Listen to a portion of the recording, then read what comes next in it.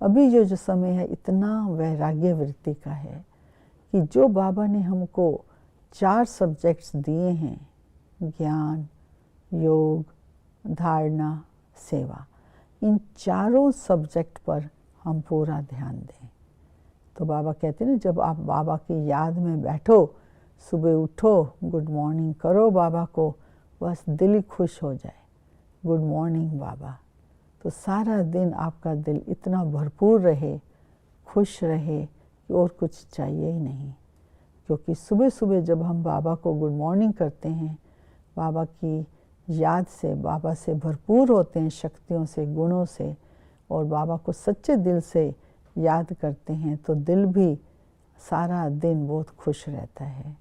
तो इसलिए फिर ऐसे बच्चों को बाबा भी यूज़ करता है, फिर बाबा भी उनसे सेवा कराता है।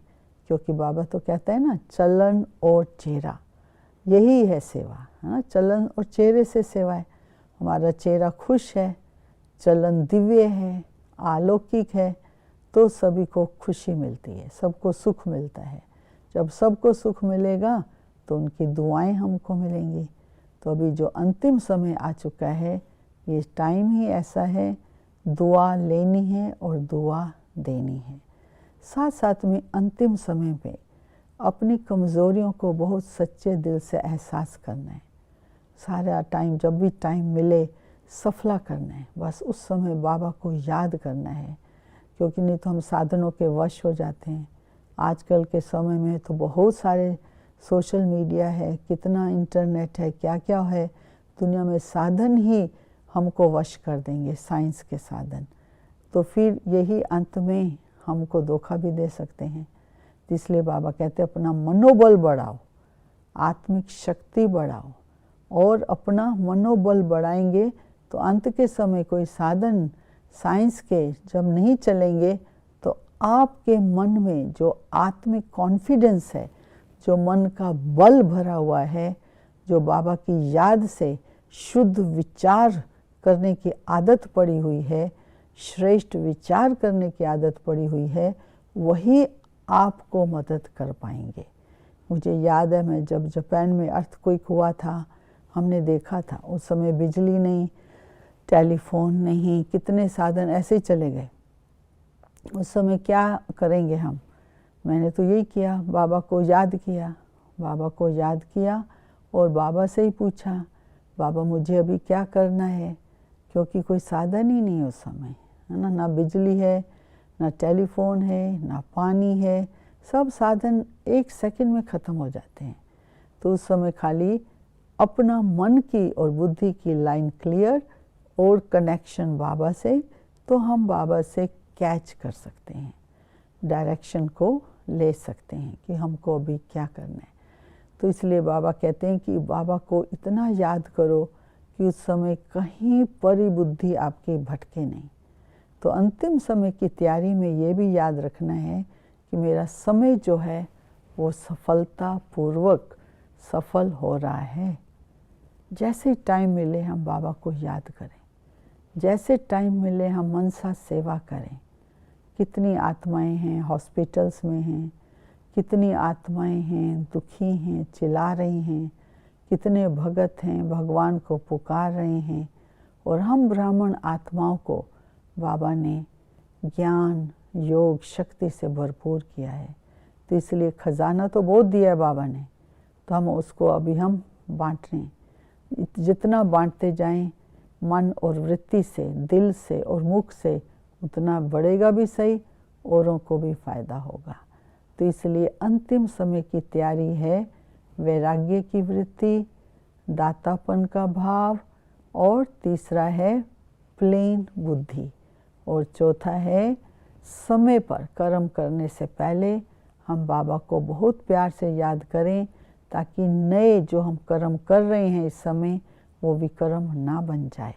यदि विकर्म बन गया, और कितने ही बने हुए हैं भोलेपन में, हमने कितने विकर्म कर दिए हैं, तो वो सब विघ्न बन के आते रहते हैं, है ना। तो इसलिए बाबा कहते हैं कि कर्म से पहले आप बाबा को याद करो, ताकि बाबा आपको मदद करेंगे। और चौथा है सच्चा रहम दिल बनना है। रहम दिल का मतलब है 3 बातों से फ्री होना है। सच्चा रहम हर आत्मा के प्रति, घृणा, क्रोध, ईर्ष्या, इन तीनों की जो ये इमोशंस हैं इनसे फ्री रहना है। तो उसके बदले आत्मिक सद्भाव रखना है, सच्चा प्यार रखना है और एक दूसरे को अपलिफ्ट करना है, उद्धार करना है। तो ये जो अंतिम समय चल रहा है, बहुत थोड़ा टाइम बच चुका है। बाबा कहता है कि टू लेट का तो बोर्ड लग चुका है, टू लेट हो गया अभी। तो इसलिए कोई भी मिनट विफल नहीं जाए, हर मिनट सफलता में ही जाए, बाबा की याद में जाए। जब अंतिम समय होता है तो उस समय हमको कैसे पता चले कि हमको बाबा मदद कर रहे हैं?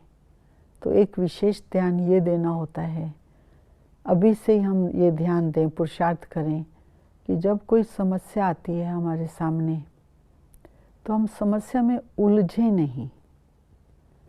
ये है अंतिम समय की अंतिम तैयारी कि समस्या तो आएगी, चाहे धन की होगी, चाहे मन की होगी, संस्कारों की होगी या शरीर की कोई व्याधि भी होगी। कई प्रकार की समस्याएं तो आएंगी, क्योंकि हम देख रहे हैं इस समय बहुत समस्याएं हैं दुनिया में।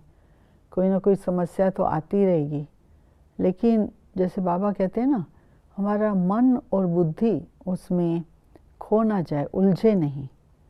तो इसलिए जो हमको अपना मन और बुद्धि यूज़ करना है वो समाधान, कि हम उसमें भी समाधान ढूंढें।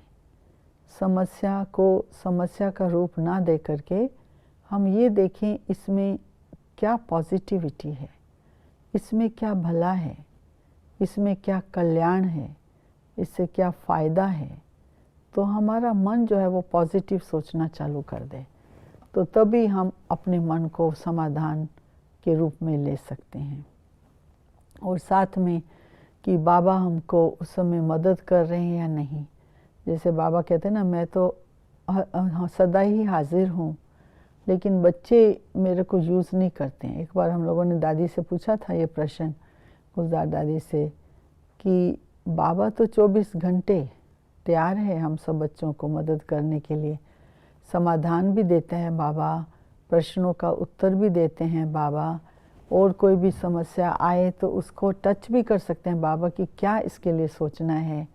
बाबा तो तैयार है देने के लिए, सदा हाजिर है। लेकिन उस समय मेरा मन कहाँ आकर्षित होता है। देखा जाता है कई बार कोई समस्या आती है तो हमारा जिससे लगाव होता है उनसे बात करते हैं, या इस प्रकार से किसी फ्रेंड के साथ बात करते हैं।